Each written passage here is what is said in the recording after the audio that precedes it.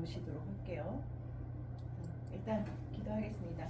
하나님 감사합니다. 저희들을 사랑하시고 저희들을 지켜주시고 주님 사랑 가운데 은혜 가운데 살게 하시니 진심으로 감사합니다.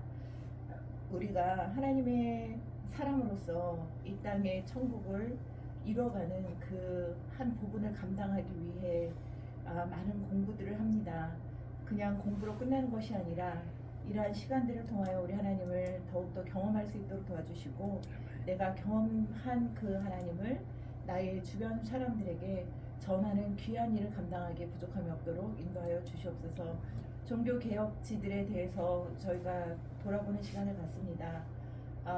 정말 우리 삶에 많은 개혁이 필요합니다. 우리 앞서서 정말 종교적인 어떤 그 모습에만 국한되어 있던 그러한 그 삶에서 정말 성경 중심의 삶으로 돌아오기 위해 노력했던 우리의 신앙의 선진들을 통해서 우리의 삶에 적용하고 또 그들을 보고 배움으로써 하나님의 복음에 더욱더 충실한 삶을 살아가는 저희들 될 수 있도록 인도하여 주시옵소서.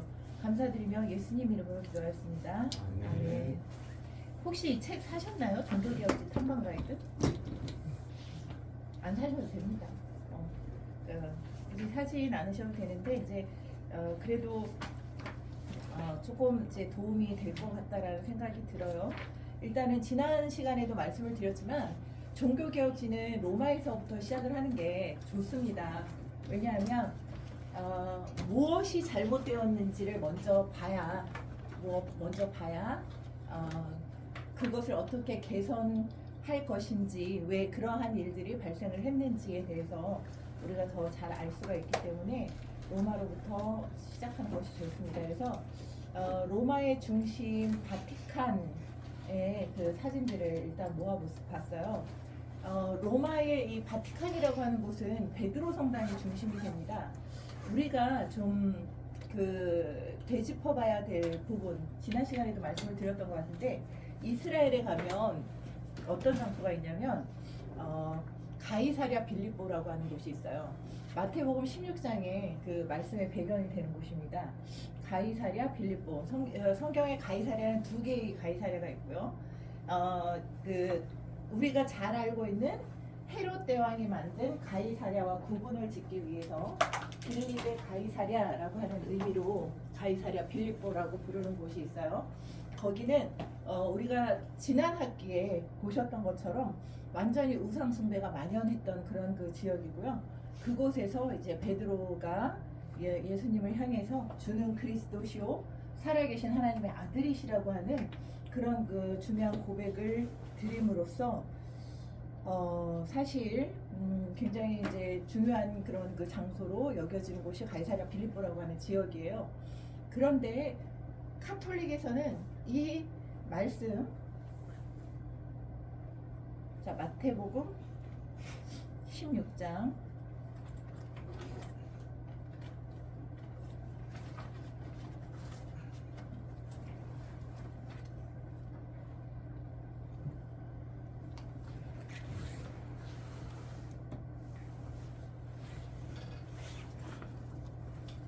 그 16장의 말씀을 보면은요,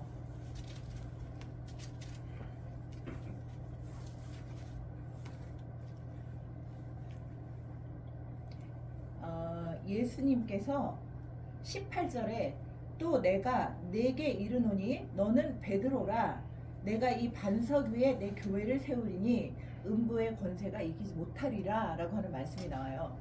예, 반석 페트로 헬라어로 페트로스라고 하는 것이 이제 반석을 의미하는데, 요 말씀을 여러분들이 배우신 것처럼 카톨릭에서는 베드로가 반석, 그리고 반석 위에 교회를 세우는 거니까 베드로 위에 교회를 세운다라고 이해를 했죠.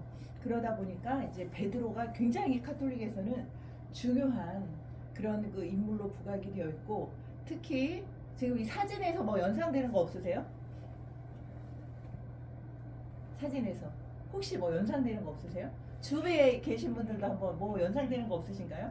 베드로와 관련해서. 그쵸? 열쇠 모양으로 생겼죠? 열쇠같이 보이세요? 여기가 이제 베드로 대성당이 있는 곳이에요, 아래가. 거기가 이제 그 열쇠 손잡이처럼 그래서 길까지 해서 그 광장까지 포함하면 꼭 열쇠 모양처럼 이렇게 생겼어요. 이 19절에 보면 내가 천국 열쇠를 내게 주리니 내가 땅에서 무엇이든지 매면 하늘에서도 매일 것이요 내가 땅에서 무엇이든지 풀면 하늘에서도 풀리리라 하시고 라는 이런 말씀이 있어요. 그래서 베드로 대성당이 이런 모습으로 되어 있는데 제가 나중에 보여드릴 건데 잠시 땡겨서 한번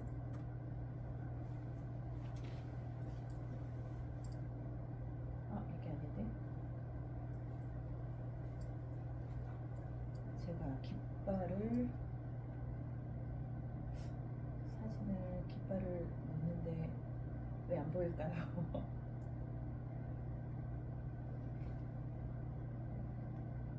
나중에 보이면 말씀드리기로 하고 바티칸의 상징을 보면 세 개의 층으로 이루어진 황금 바티칸의 깃발에 들어있는 문양을 보면요 거기에 두 개의 열쇠가 십자가 모양으로 이렇게 크로스되어 있는 그런 그 문양이 들어가 있어요. 그래서 이 베드로가 가지고 있는 천국에 대한 권한을 아주 바티칸이라고 하는 로마의 그 중심이 되는 장소에서 중요하게 여기고 있다라고 하는 것을 우리가 알 수가 있습니다. 그래서 이 사진에서 보실 수 있는 여기는 이제 쿠폴라라고 해서 쿠폴라는 뭐냐면 왜 교회들에 보면 이렇게 돔으로 되어 있는 부분 있잖아요. 교회에 여기 쿠폴라가 보이는 사진을 제가 넣는지 모르겠는데 교회에 보면 중앙에 우리도 국회의사당에 보면 가운데 동그랗게 이렇게 올라가 있는 거 있잖아요. 그 부분을 쿠폴라라고 불러요. 그래서 이제 로마 여기 교황청에 이렇게 바티칸에 가면은 거기를 투어를 할 수도 있어요. 저는 사실 올라가 보지는 못했는데 그 쿠폴라에 올라가서 사진을 찍으면 이런 사진이 나온다는 거죠. 그래서 꼭 열쇠 모양으로 생긴 그 모습을 볼 수가 있습니다. 여기가 이제 바티칸에 있는 베드로 성당의 모습이고요. 그 위에 사진은 사실 요거는 포옹 사진이고 네, 쿠폴라까지 올라가 보질 않아서 요 사진은 제가 찍은 사진입니다. 예, 그 외에 이제 저 첫 번째 사진을 빼고 나머지 모든 사진은 제 사진들이에요.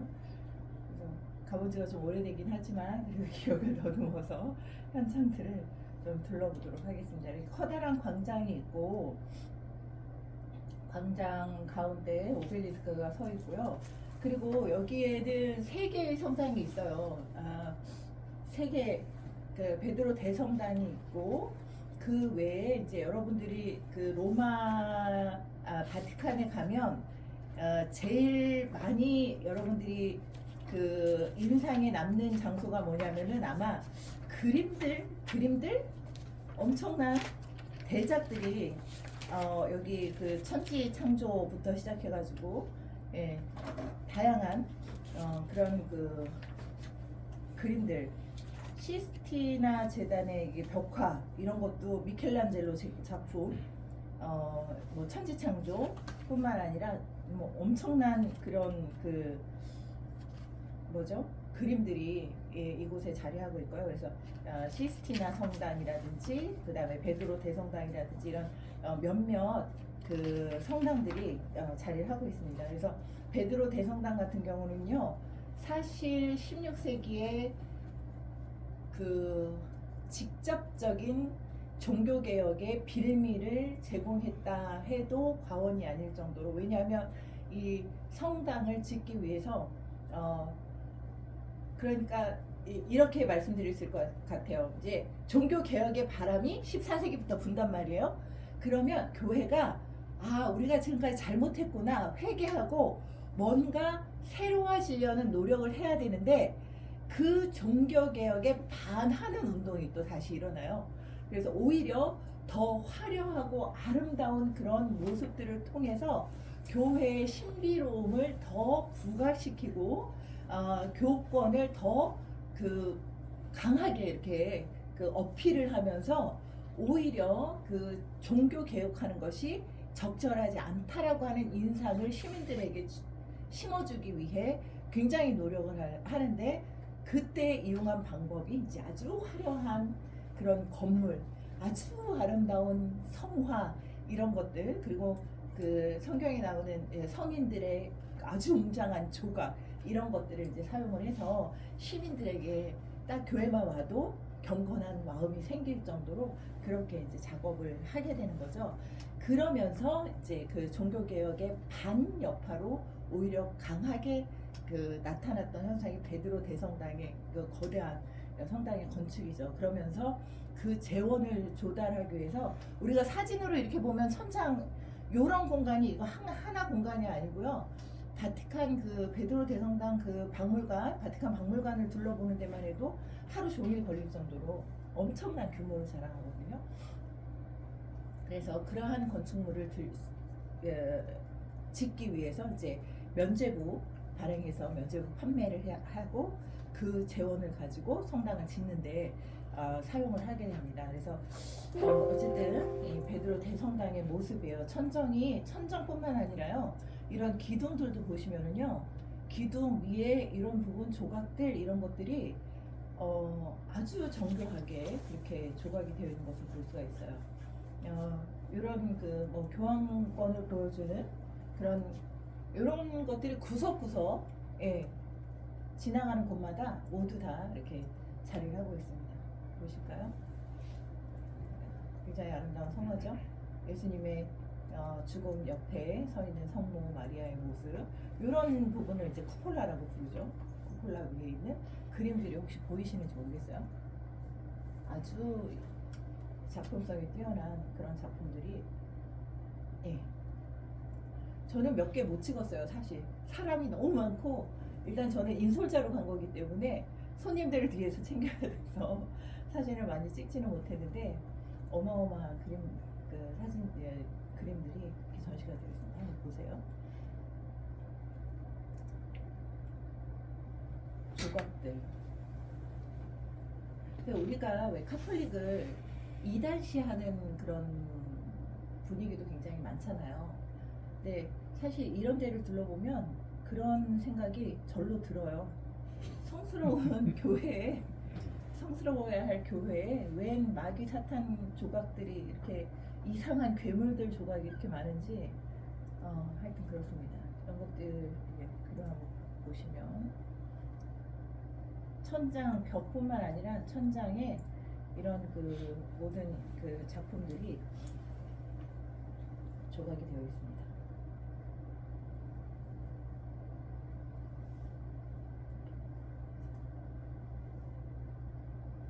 조각들.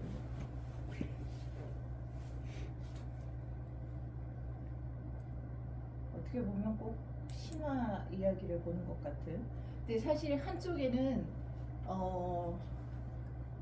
신화에 나오는 그리스 로마에서 발견되는 신화에 나오는 조각들을 또 이렇게 갖다가 모아놓은 공간도 있어요. 제가 여기 사진에는 올려놓지 않았는데 그런 장소에는 뭐 바다의 신인 포세이돈 교회 안에 그런 거를 굳이 근데 박물관이니까 이제 그런 것들을 모아놓은 모습인데요. 승리의 여신 니케라든지 그리고 그 다비드상 같은 그런 그 조각이라든지 신화에 나오는 다양한 인물들을 역시 이제 조각을 해놨습니다. 그래서 이 박물관 같은 경우는 이제 성수기 때 사람이 많을 때는 표 끊는 데만도 2시간이 걸린대요. 2시간이 걸려서 그리고 그 루트를 개인적으로 가면 물론 볼 수는 있지만 굉장히 좀 비효율적이기 때문에 가이드 투어를 따라서 다녀도 엄청난 시간이 소요가 되는. 그래서 이제 요 왼쪽 부분은 둘러보던 사이에 이제 중앙 광장에서 찍은 사진이고 오른쪽에 보이는 사진은 출구에서 찍은 사진이에요. 거의 성벽으로 둘러싸여 있어서 그러니까 바티칸이 따로 하나의 국가로 존재를 하잖아요. 그래서 그것을 느낄 수 있을 정도로. 근데 사실 이렇게 투어를 하고 나와서 기억에 남는 거는요, 어마어마한 조각과 그림도 기억에 남지만 바로 밖에 나와가지고 길을 건너니까 아주 맛있는 젤라또 아이스크림을 파는 그런 가게가 차려하고 있는데 거기서 먹은 아이스크림이 최고였어요. 줄이 굉장히 길더라고요. 여행에 빠질 수 없는 그런 그 맛있는 여행을 이곳에서 할 수가 있었습니다. 그리고 이제 로마는 이태리의 중심인 이 로마 같은 경우도 로마 하면은 이탈리아 하면은 뭐죠? 피자와 파스타죠.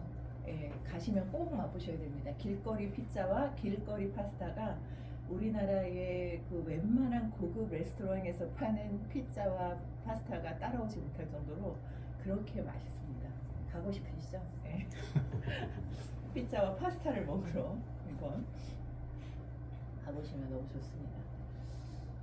자, 로마는 사실 로마 요거는 이제 로마 시내에 요 부분은 위로 가야 되는데 잘못했군요. 이거는 로마 안에 있는 거고요.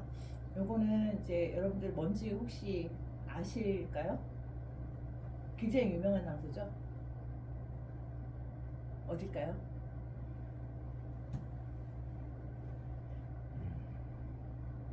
동전을 던져서 소원을 비는 어디죠? 뜨레비 분수. 뜨레비 분수가 중요한 게 아니고 그 앞에 있는 아이스크림집이 중요합니다.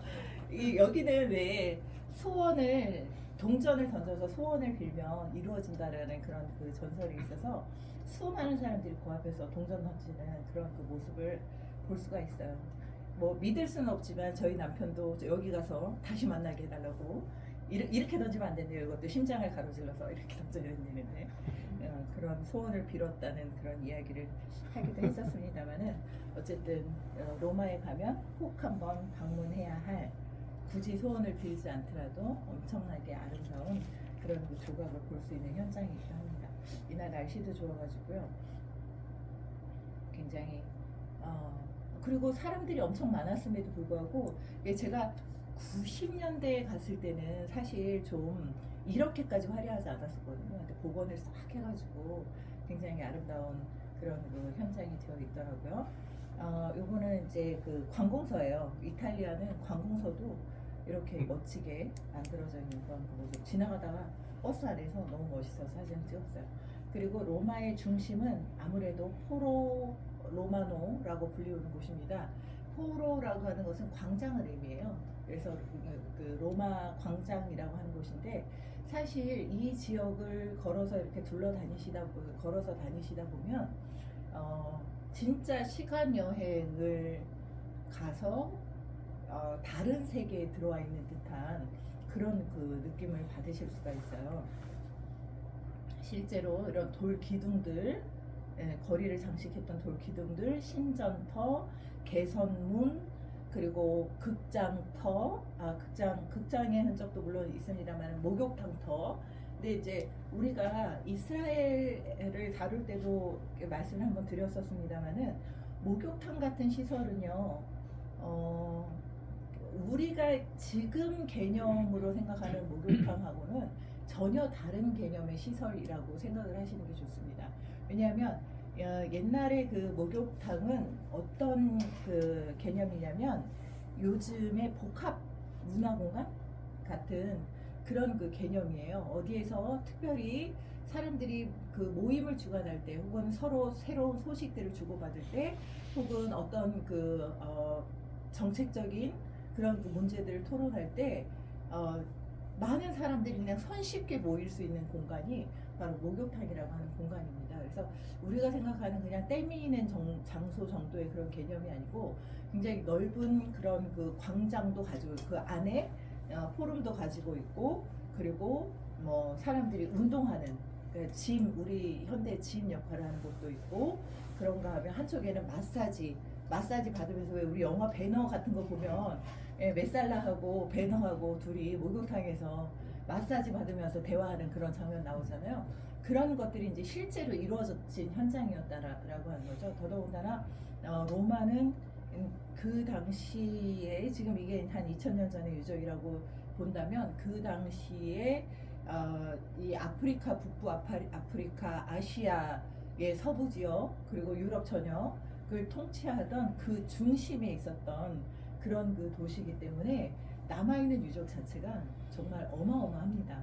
그러니까 사람들이 이루어놓을 수 있는 그 당시 최대의 화려하고 웅장한 건축물들이 다 로마의 모여 있었다 해도 과언이 아닐 정도로 그런 어떤 위용을 가지고 있었던 도시예요. 그런데 거기에 여러분들이 잘 아시는 것처럼 313년에 콘스탄티누스라고 하는 황제가 기독교를 공인을 하죠. 기독교를 공인을 하고 그리고 나서 그 이후에 한 380년인가요? 그때 기독교만 로마의 종교로 인정이 된단 말이에요. 그러니까 그 전까지는 로마는 어떤 형태를 가지고 있었냐면 정복을 할 때마다 정복지의 모든 신을 수용하고 받아들이는 그런 그 포용 정책을 폈습니다. 로마는. 그런데 여러분들이 너무 잘 아시는 것처럼 이스라엘은 그렇지 않았기 때문에 그 모든 것을 수용하는 것을 받아들일 수 없는 그런 지역이었기 때문에 끊임없이 분쟁이 일어날 수밖에 없었는데요. 그런 와중에 이제 교회가 들어섰단 말이에요. 그러면 교회 시대가 됐을 때 모든 것이 다 멈추고 교회 시대가 딱 이렇게 들어오는 게 아니잖아요. 로마의 그 화려한 문화 그리고 다양한 신들의 모습 이런 것들이 있는 상태에서 기독교가 공인이 되고 들어오면서 어떻게 보면 로마에서부터 이 교황을 중심으로 한 어떤 그 약간 신이 중심이 아닌 인간이 중심이 되는 어떤 그런 그 현상이 나타날 수밖에 없는 그런 기본적인 어떤 요소가 로마가 이미 갖고 있었던 그런 그 화려함 속에 묻어 있었다라고도 말씀을 드릴 수가 있을 것 같아요. 그래서 이 포로 로마로 광장 안에 이런 그 조각들 어떤 조각을 보면은요 사람이 한 사람이 서 있는데 발만 다 조각이 다 무너지고 사람이 서 있는데 발바닥만 남아 있는데 발바닥이 사람보다 훨씬 큰 그러면 몸통이 얼마나 컸겠어요. 그런 어떤 조각들을 가지고 있었던 그런 그 현장입니다. 그래서 뒤쪽으로는 콜로세움도 보이고요. 예, 이렇게 넓은 광장, 기둥들이 서 있었고 기둥 위쪽으로는 이제 신전도 자리하고 있고 그리고 이제 극장 같은 것도 자리하고 있고 이건 수로 도시에 물을 공급하는 수로도 가지고 있었던 그런 그 로마의 광장 모습을 볼 수가 있습니다. 팔라티노 언덕에서 이제 포로 로마노를 내려다볼 수 있는 전망대가 있다 보니까 수많은 사람들이 서 있는 그런 그 모습도 여러분들이 확인을 하실 수가 있고요.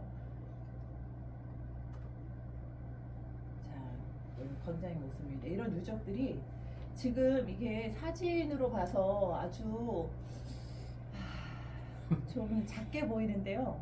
어떻게 말로 표현할 수 없을 정도로 굉장히 사람들하고 건축 그 규모하고 이렇게 비교해 보시면 사방을 둘러봐도 이런 유적들이 자리하고 있는 로마의 모습을 볼 수가 있게 되는 거죠.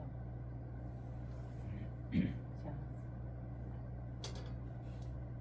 콜로세움 있고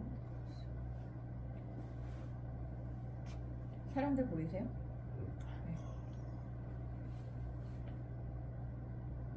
이때가 사람들이 아주 많지는 않았었던 것 같아요. 그래도 엄청나게 많았습니다. 그리고 로마 시대에는요, 차도와 인도가 나뉘어져 있었어요. 차도라는 게 이제 마차길이죠. 마차길하고 인도가 나눠져 있는데 로마의 햇빛은 지중해를 끼고 있어서 굉장히 따갑습니다. 이스라엘처럼 로마의 그 도시들의 웬만한 지역들은 햇볕이 굉장히 따가워요. 그래가지고 인도에는 뭘 해놨냐면 다 위에 가림막을 다 해놨어요. 그늘을 다 만들어 놨었는데 물론 그런 것이 남아있지는 않습니다만은 그런 그 흔적들이 남아있는 것을 볼 수가 있고요. 콜로세움은 뭐 여러분들 영화 같은데 보면 원형 경기장 안에서 다양한 물론 그 문화예술 공연도 했겠습니다만은 무엇보다 로마의 황제들이 시민들을 달래기 위해 사용했던 가장 큰 오락거리가 바로 글라디에이터들을 이용한 그런 그 경기 관람이었죠. 그래서 맹수들을 가둬두고 또 노예들을 가둬둘 수 있는 장치에서부터 그러니까 지하 구조에서 지상 구조까지, 그리고 관람객들이 올라갈 수 있는 4, 5층 구조의 그런 그 시설까지 갖추고 있었던 그런 그 콜로세움의 모습입니다. 이 콜로세움을 짓기 위해서 예루살렘 성전에서 가져간 그런 성전 기물들이 판매되어 그 자금으로 사용이 되었다고 하는데요. 보시면 굉장히 그래도 잘 남아있는 콜로세움 모습을 보실 수가 있어요. 그리고 이건 개선문입니다. 이게 아우구스투스의 저기죠, 개선문. 이게 제가 저기는 못 찍었어요. 사실 우리 기독교인들이 가장 관심 있는 개선문은 디도의 개선문이잖아요. 티투스. 왜냐하면 티투스가 주 70년에 예루살렘을 멸망시키고 성전을 파괴하고 예루살렘에서 많은 포로들뿐만 아니라 성전에 있는 모든 금은 정식을 다 가져간 그런 인물이라서 티투스의 그런 그 개선문 가장 관심의 대상이긴 합니다만 저는 그 사진은 찍지 못했습니다. 개선문은 전형적으로 이런 형태로 생겼어요. 가운데 마찻길, 그리고 양쪽으로는 사람들이 드나들 수 있는 길을 세 개의 아치로 구성하고 있는 그런 그 형태의 그 개선문이 되겠고요. 물론 그 로마의 황제들은 가는 곳마다 개선문들을 많이 세워요. 그 중에 대표적인 사람이 이제 하드리아누스라고 하는 그 황제인데요. 주후 2세기에 이 주후 1세기, 2세기는 팍스 로마나라고 해가지고 로마가 최고의 전성기면서 안정기를 누렸던 그런 시기입니다. 최고로 넓은 영토를 장악하고 그리고 수도 로마의 위용이 가장 하이라이트였던 시기가 주후 1, 2세기에 해당이 되는데, 그 당시에 하드리아누스 황제가 130년대, 120년대에서 130년대에 통치를 하면서 이분이 했던 업적 중에 하나가 뭐냐면은 국경을 확정하고 견고히 하는 그런 역할을 해요. 그러니까 로마의 황제들이 특징들이 있어요. 황제들마다 다양한 역할들을 이렇게 수행을 하는데, 그 중에 이 하드리아누스의 황제의 특징은 뭐냐면 여러 지역들을 다니면서 국경을 견고히 하고 확실한 국경선을 확정을 짓는 그런 그 일을 합니다. 그래서 시리아에 지금 그 튀르키예와 시리아 지진으로 한참 방송에서 많이 접하셨을 시리아라고 하는 나라에 가면 그 당시에 제노비아라고 하는 그런 그 여황제라고, 황제는 아니고 여자 왕이 동쪽 사막 지역에서 활동을 하면서 이제 로마하고 이렇게 계속해서 부딪혔었거든요. 그 시기에 그러니까 영토가 불분명한 거죠. 때로는 제노비아가 강성하면 서쪽으로 넘어오고 로마가 강성하면 동쪽으로 넘어가고 그런 것들이 반복이 되니까 하드리아누스 황제가 가서 그것을 국경선을 완전히 확정을 지어버려요. 그리고 거기에 개선문을 세워요. 그러니까 전쟁을 한 건 아닌데 개선문을 세운 거죠. 다녀간 것을 기념하는. 그래서 개선문이라고 하는 게 전쟁을 기념하는 기념비적인 어떤 건축물이다라고 생각하실 필요는 없습니다. 그 부분은 이제 그 역사적인 인물들을 기념하고 기억하기 위한 그 업적을 기리기 위한 그런 그 목적이 더 강하다고 할 수가 있는데요. 지금 보시는 것은 이제 전쟁에서 이긴 것을 기념하는 그런 그래서 그 전쟁과 관련된 내용들을 제가 사실 요거 기둥이 하나밖에 안 세웠는데 기둥마다 제가 다 찍기는 했는데 좀 세세하게 그들이 이룬 업적들을 문서로 옛날에는 전달을 할 수가 없잖아요. 그러니까 다 조각을 이용해서 새겨서 어떠한 일들을 행했는지를 보여주었습니다. 그래서 이렇게 조각해 놓은 모습이고요. 되게 인상적이었나 봐요. 이 사진이 많더라고요. 조각이. 자, 이렇게 유적들의 모습입니다. 보면 로마도 산지가 이렇게 많지는 않아요. 물론 7개의 언덕을 중심으로 해서 로마라고 하는 도시가 이렇게 자리를 하게 됐잖아요. 그럼에도 불구하고 많은 건물들이 석조 건물들도 있지만 이렇게 벽돌을 이용한 그런 그 건축물들을 세워놓는 경우가 많이 보이더라고요. 그래서 그리고 이제 카타콤베에 그 기독교 박해 시기가 오면서 기독교인들이 머물렀던 그런 공간. 여기에 그 카타콤베 안에 예수님을 기독교인을 상징하는 그런 그 다양한 문양들이 사용이 됐다고 하는데요. 그 문양들을 볼 수가 있어요. 물고기 같은 경우는 이제 대표적인 그리스도인을 상징하는 그런 문양으로 알려져 있고, 예수 그리스도 알파와 오메가 이런 것들도 예수님을 상징하는 문양으로, 또 선한 목자의 이미지죠. 예수님을 상징하는 다양한 문양들이 카타콤베 안에서 발견된 것들을 밖에 전시해 놓은 그런 모습입니다. 그리고 그 안에서 발견된 교회 바실리카의 사진도 남아 있고요. 여기는 이제 바울교회, 사도 바울교회. 웃기는 사실 종교개혁하고는 관련은 없습니다만 로마에 가면 사도 바울의 참수터 목이 3번 튀면서 3개의 그 목이 3번 튄 장소에서 물이 솟아났대요. 그래서 3개의 분수가 솟아난 그런 것을 기념하는 교회. 그리고 베드로가 그 로마를 떠날 때 여러분들 잘 아시는 코바디스 도미네 그 아시죠? 예수님께서 네가 도대체 어디로 예수님이 로마로 가시는 모습을 보면서 베드로가 주님 어디로 가십니까? 물었을 때 네가 버리고 간 로마로 내가 간다고 대답하는 그 말씀을 듣고 베드로가 가서 이제 거꾸로 십자가에 못 박혀서 참수 당하잖아요. 그 자리에 사실 이제 베드로 대성당이 세워진 건데, 그러한 그 이야기들과 관련이 되는 장소예요. 여기는 이제 바울교회고, 앞에 도로가 로마 시대부터 사용되었던 그런 그 도로에 해당이 되는 곳입니다. 이런 장소들까지 로마 안에 저희가 이제 볼 수 있는 장소. 근데 이제 이런 장소들은 초기 기독교 역사와 관련이 되는 장소들이고, 오히려 종교 개혁의 불씨를 당긴 그런 그 현장이라고 한다면 로마 시내와 그 다음에 바티칸이라고 하는 그런 그 장소들을 여러분들이 보시는 게 훨씬 더 큰 그 이해도가 있을 것 같습니다. 그래서 영상을 한번 보실게요.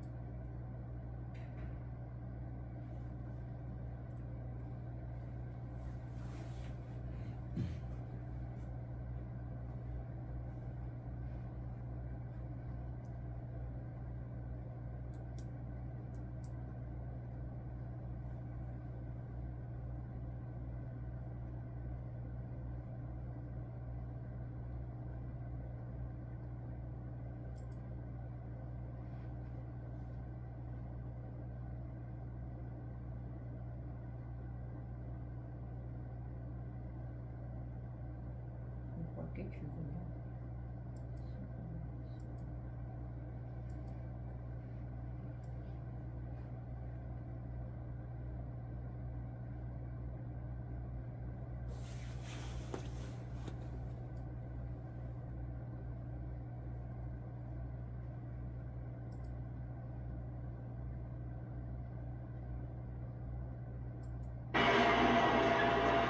로마 제국의 화려함과 영광을 간직하고 있는 또 하나의 유적 포로 로마노를 찾았습니다.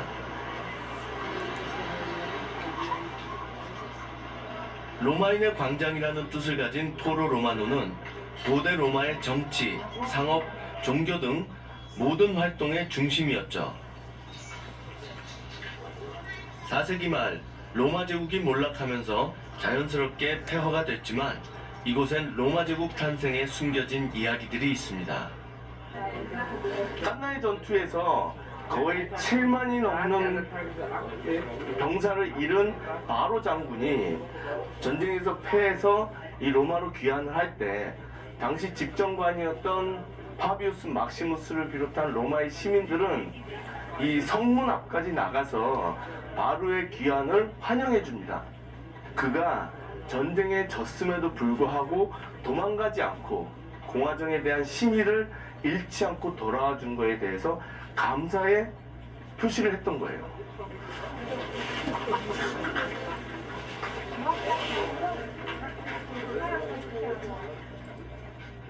당시 로마는 카르타고의 명장 한니발에게 연전 연패를 당하는 상황이었습니다.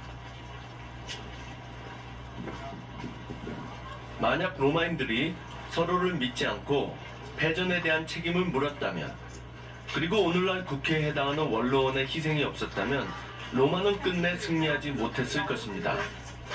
파비우스 막시무스의 예를 들자면 그는 자신의 한계를 너무 잘 알고 있었어요. 결국 한니발 정도의 훌륭한 장군은 로마에 존재하지 않는다. 그러니까 우리는 전쟁을 하기보다는 시간을 끌어서 그의 보급선을 잘라야 된다. 그걸 이제 지구전이라고 얘기를 하는데요. 그런 지구전을 통해서 파비우스 막시무스는 굉장히 승기를 잡아갔어요. 거기에 분노한 하니발이 이 로마 인근까지 와서 로마 귀족들의 땅을 다 불태웁니다. 파비우스 막시무스의 땅만 남겨놓고요. 결국은 사람들이 파비우스 막시무스를 의심하고 그를 내쫓고 로마의 전략이 바뀌길 기대했던 건데, 그거를 알고 있었던 파비우스 막시무스는 원로원에 나타나서 자기의 모든 부동산을 국가에 헌납해버립니다. 결국 자기가 한니발과 아무 관련이 없다는 것을 재산을 포기함으로써 보여주는 거죠. 그런 이제 그의 어떤 헌신, 희생이 있었기 때문에 로마는 한니발 전쟁을 승리로 이끌 수 있었던 거고, 그런 사람들이 계속해서 나와요. 이제 공화정 초기에 50여 개의 귀족 가문이 있었는데 공화정 말기가 되면 귀족 가문이 10여 개로 줄어들거든요. 결국은 40여 개 가문이 전쟁으로 이 국가를 성장시켜가는 과정에서 다 희생되고 만 거죠. 이곳 원로원의 3분의 1에 해당하는 80여 명의 의원은 한니발과의 깐네 전투 때 시민들과 함께 목숨을 잃었습니다. 이것이 로마라는 사회의 단적인 모습이 아닌가 싶습니다.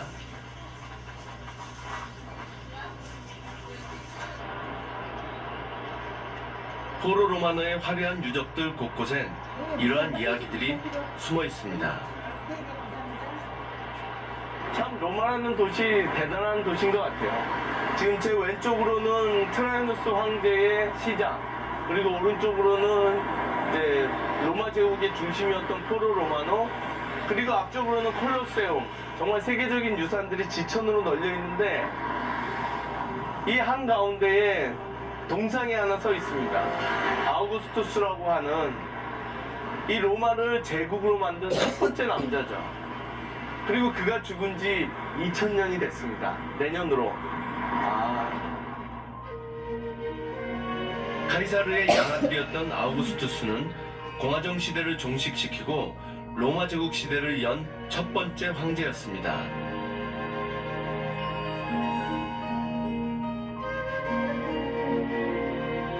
황제로 등극한 그는 수도 로마에 대대적인 건축 붐을 일으켰는데 그 중에는 자신과 후손들이 묻힐 대규모 무덤도 포함되어 있습니다.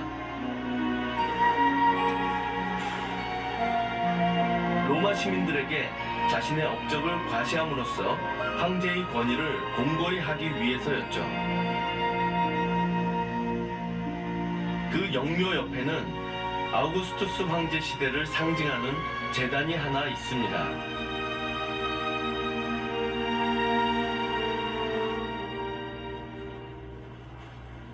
지금 이곳이 로마 시내 한가운데 위치한 아라파치스라는 곳입니다.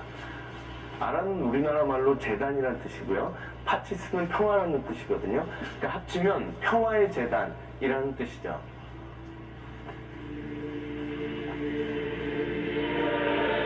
기원전 3세기 한니발의 공격을 막아낸 로마는 세계 제국으로 성장하지만 곧 내전을 겪게 됩니다.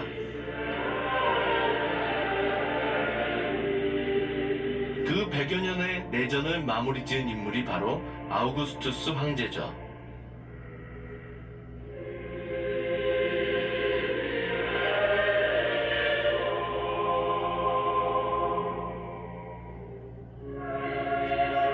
파괴적이었던 내전을 마무리 짓고 로마의 평화와 번영의 새로운 시대가 열렸음을 알리기 위해서 이 제단을 만들었습니다.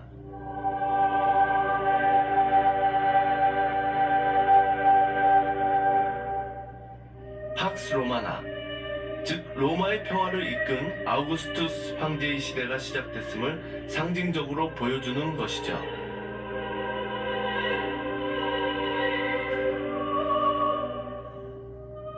평화가 찾아왔다라는 것을 상징적으로 나타내는 것이 이 아라파치스고요. 그리고 로마 제국의 국시가 관용에 있다라는 것을 상징적으로 나타내는 것이 유명한 판테온이고요. 그리고 이제 왕조의 권위를 나타내는 것이 바로 옆에 폐허처럼 남아있는 마우솔레이움, 왕조의 무덤입니다. 이제 이런 세 개의 건물을 비롯해서 굉장히 많은 건물을 새로 짓고 리모델링을 해서 그는 죽을 때 이런 말을 남겼거든요. 나는 진흙과 벽돌로 된 로마를 물려받아서 대리석으로 된 로마를 남겼다. 그가 그토록 자신있게 얘기할 만큼 사실은 내전의 폐허 속에서 무너졌던 로마는 아우구스투스 황제 시대에 완전히 국제적인 권력 도시로서 재탄생하게 됩니다.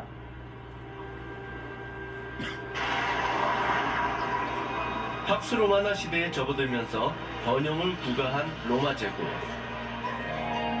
이 시기에 만들어진 대표적인 건축물 중 하나가 바로 콜로세움입니다.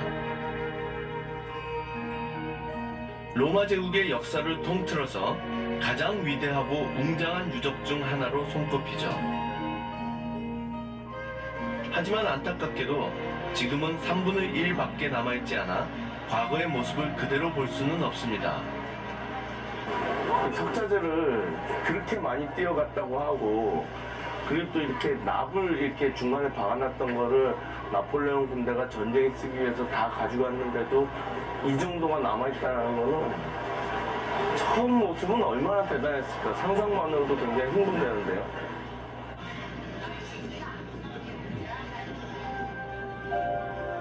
콜로세움은 거대하다는 뜻의 콜로살레에서 유래했는데요. 그 이름처럼 최대 지름 188m에 이르는 어마어마한 규모를 자랑하는 타원형 경기장입니다.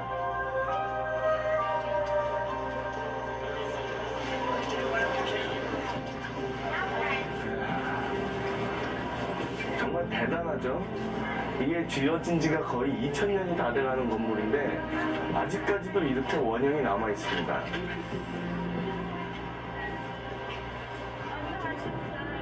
5만여 명을 수용할 수 있었던 콜로세움은 시민들이 검투사들의 시합이나 맹수와의 싸움을 즐겼던 하나의 공공 오락시설이었습니다.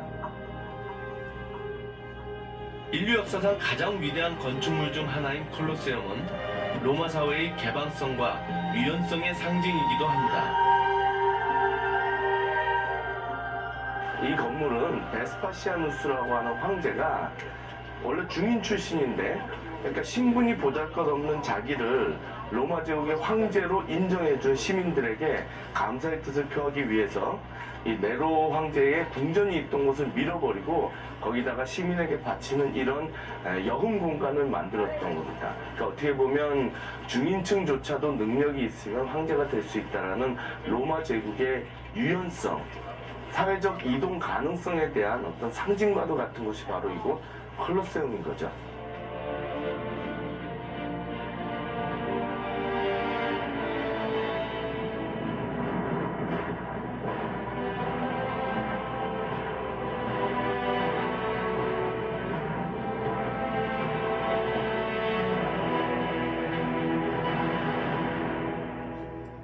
예, 여기까지 보겠습니다. 나머지는 나중에 잠깐만 좀 쉬었다 하겠습니다. 네.